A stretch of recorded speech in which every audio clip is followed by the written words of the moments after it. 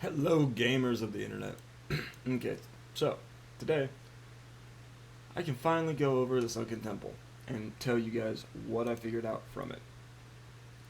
So it's a PowerPoint. I should shout out lillivan, who is our guild leader. She made this whole PowerPoint. So basically, it's her gift to you all on completing Sunken Temple. So Sunken Temple is a pretty big map. It used to be an old dungeon. It got remade into Phase 3's newest raid. That's a level up raid. There's a few bosses. There's about 8. Each one is difficult in their own sense, so I'm going to go over what each of them do, and just to help you guys out. First and foremost, make sure you're level 50. Make sure you have over 2,000 health at least, because you're going to need it for some of the bosses. Make sure you have some poison totems in your group. Wind Fury, Wild Swipes, the whole 9 yards, all that good shit. Now let's get into the guide. The first boss is Alto Alarion. I might be butchering that. Alto Alarion is a big troll, and he's kind of like your janitor, if you will. He cleans up everybody who comes and tries to get in. Basically, he's your first boss, he's your first roadblock, and you're going to start by going around taking out these pillars, and there's going to be like 6, and you and your group are going to climb up to the second story, take those pillars off, or else the boss will be too strong to fight. So when you do fight Alto, I'm going to call him Alto. When you do fight Alto, you're going to be tanking him near the stairs. So we were able to do it with 1 tank, but if you need 2 tanks, make sure the tanks are standing on each other and they swap frequently, just so they don't take too much damage. But if you have a tank that can main tank, go for it.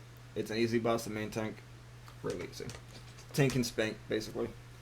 Like I said, everyone needs about 2k health, as the first boss already tests that. He'll test you with this mechanic where if you get thrown, you take 2k damage, and more damage if you are not thrown into a pillar.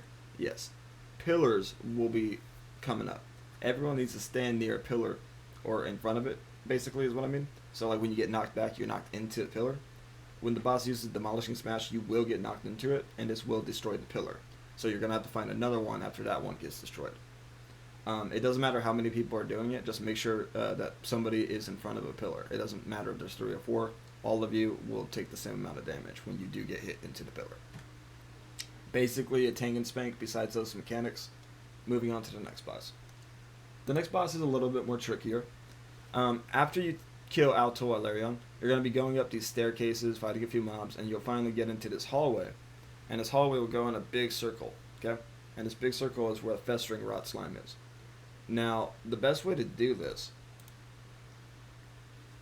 and I know the picture is kind of messy, but let's try and just look at the picture. The slime will be coming down. He'll have poison all around him, right?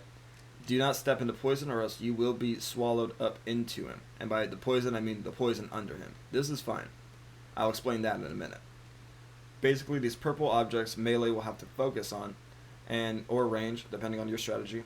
And as you're focusing on them, they slow him down. 2 or 3 are all that's needed. As the boss is moving, we need to run away from him. So attacking purple objects when you're moving is paramount. Paramount above all else.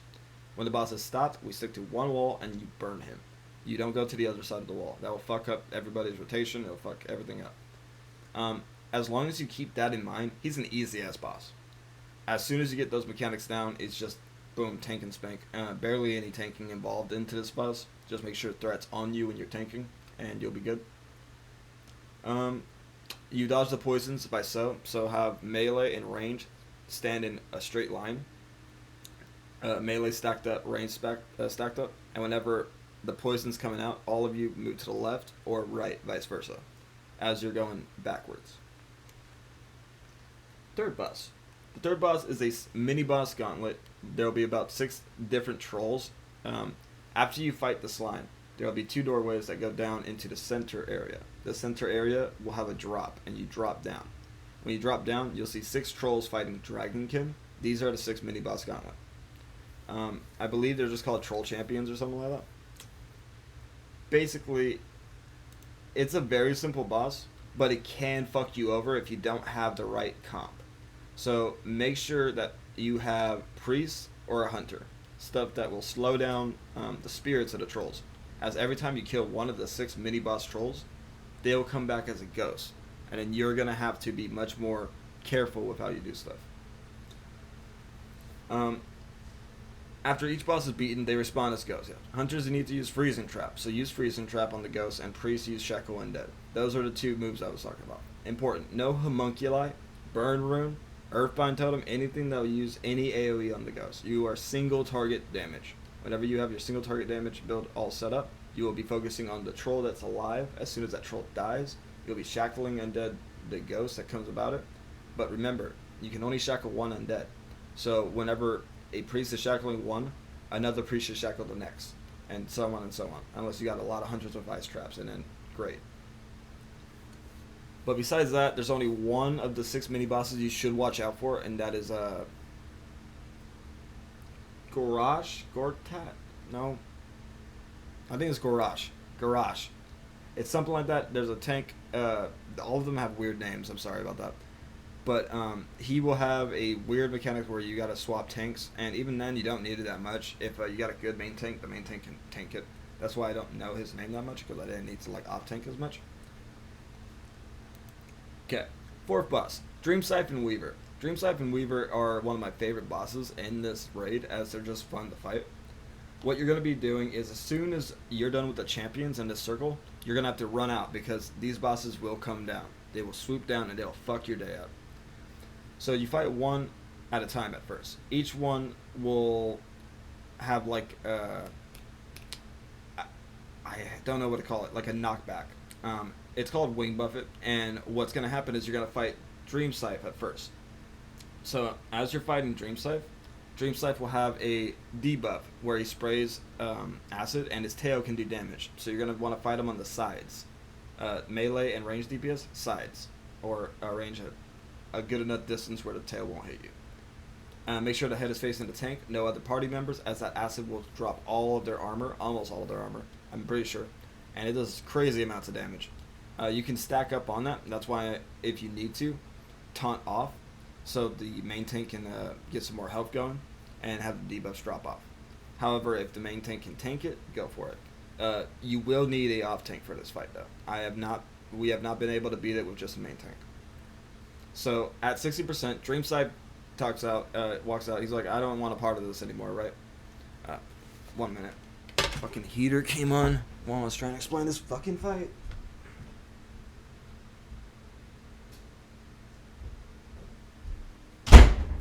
Okay, back to it. Sorry about that, guys. Okay. So at 60%, Dreamside will charge out, and then Weaver will come in, kind of like a tag team. Tanks will need to swap every 2 debuffs on Weaver, just like Dreamside. Dreamside and Weaver will have the same attacks. So basically, tail hurts, head hurts, stay on sides, poison come out, don't be in poison, unless tank. And then if tank is in poison, and if the tank takes too much damage, taunt swap. Just do that all throughout it. Now, as you're fighting, when they do their wing buffet, they will move to a specific location and everyone will get knocked back. So that pretty much means they're going to move to right here. Say there's just one will move here. All of you have to be right next to the hole, so when you do get knocked back, you're not knocked into the hole. If you're in front of them, you will be knocked into the hole. Do not be knocked into the hole. The hole is not the goal. So melee will need to move away from the boss and not get knocked in the hole, basically. Dreamscypher will always wing buffet first, Weaver second. That's where the third stage comes in. After 60%, Dreamscypher switches out for Weaver, but then at 60% of Weaver, they both join. So you're going to have more than just one tank. Even if the main tank is really good, I would suggest 4, maybe 3, if you guys are good enough comp. Have one tank tank one, another tank tank the other, and then have 2 other tanks ready to taunt swap off those tanks. So 4 is the best ratio you're going to have. 3, doable. 2, 1, I have not seen it done. Yet. So, after you kill them, it's pretty easy. Wing buffet for their third phase, it's really easy. Just stand near the hole. But if Weaver's over there and Dreamscypher is here, when you're on the hole, you're going to go right back to the hole. As soon as you get knocked over it, go right back to the hole, near it, so you can get knocked away from it again.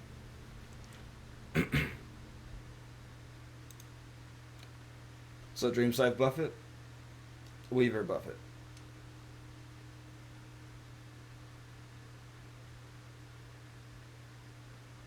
Pretty much identical. So just be ready for that. Jamelan and Ugam. These are my favorite bosses in the whole raid. These are my one favorite boss. Um, so they switch every week. So either Jamalan will feed on Olgum and Jamalan will become super, or Olgum will feed on Jamalan and Olgum will become super, if I'm correct. Correct me if I'm wrong, please, down below. So Jamalan and Olgum. Kill Olgum first, he will then combine with Jamalan.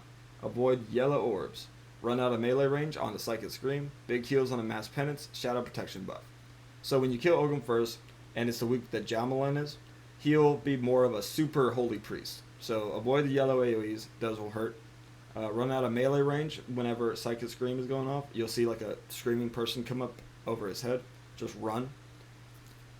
Big heals on the Mass Penance. Mass Penance goes up to everybody. So Mass Penance is a really big bitch. Just be ready for that. Shadow Protection buff. Yeah, have a Shadow Priest in your group ready to give you a Shadow Protection buff, basically. Now, like I said, they switch every week. So say you're on the Olgum week and not Jamalan. Kill Jamalan first, you'll then combine with Olgum. It's kind of like a Shadow Priest, a super Shadow Priest boss, but I wouldn't say that. It's more like a Paladin meets Shadow Priest, if that makes sense. So kill Jamalan first, he'll then combine with Olgum. Avoid yellow AoEs, move boss out of Consecrate. He'll have this ground spell around him that like protects him. AoE Hammer of Justice. 5 second stun can be fapped. So just have a fap ready if you want to not be stunned. Hammer of Justice is kind of a bitch, but not as much because when you're fighting Olgum or Super Olgum, I'm just going to be using Super as the term for when they're in their second stage. Super Olgum. It's not like Super Jamalan, as Super Olgum can actually do less damage. So while Jamalan does more damage, he can't stun you. Those are the two major differences I kind of see. Okay, 3 more bosses. Hazaz and Morphaz. As soon as you're done fighting these priest dudes and this like boss battle, you're going to be going for Hazaz and Morphaz. Now, Hazaz and Morphaz is a pretty cool boss fight. I actually don't hate it, per se. But it is kind of confusing, so stay with me. So, one is in a dream world, one is in the real world. When you first fight, you're going to be fighting Hazaz.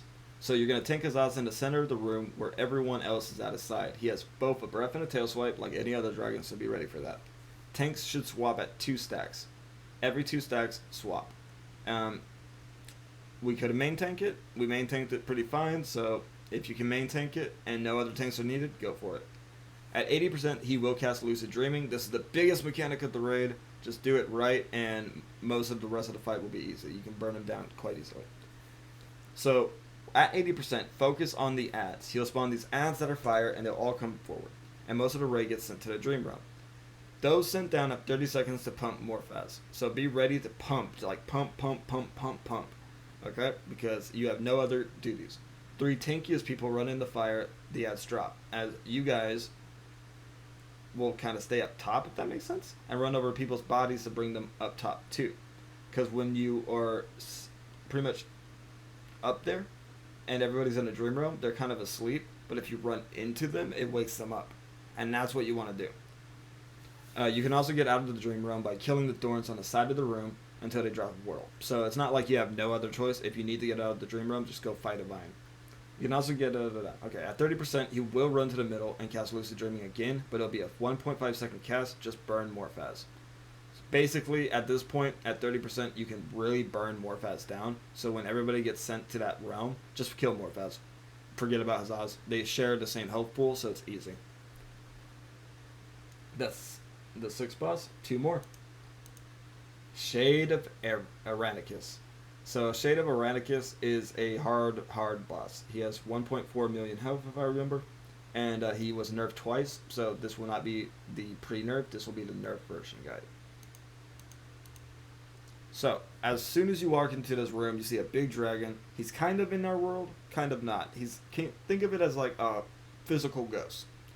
So, you're going to be tanking this dragon on bones. There's only 1 set of bones. You're going to know where it is. You're going to tank him on that. Tank will tank him right here, as the dragon's right here, and you're going to make sure that whatever you do, he does not breathe any of his fire into the group, as his fire is more damaging than any other dragon fire right now. His fire can, I think, literally shred all armor you have. So you have to be careful about that. Frontal breath and tail swipe. All non-tanks stay on the side of the boss. Paramount. Range stack, we move as a unit. So the range will stack. You'll have one person calling out. We had one person calling out like which way they would go, like right, left, back, forward. And what you want to do is the range will be pretty much be targets for the clouds, and those clouds are needed. I'll get to that. So these clouds will appear throughout the battle as you're fighting Irenicus. Deep slumber sends out green fog, and that's what I'm talking about. So it will put you to sleep, but you must not stand in it until Irenicus uses waking nightmares. You must run into the fog. You got to, or else you'll die. It's a one shot. Boom, dead. As you're fighting him, interrupt the bellowing roar. The bellowing roar is kind of a bitch.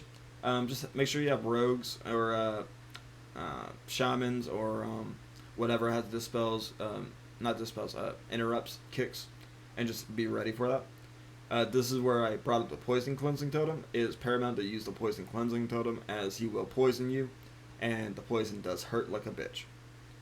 We are not done yet. There is more. Part 2. So that was the very first phase. Phases at 70% and 30%.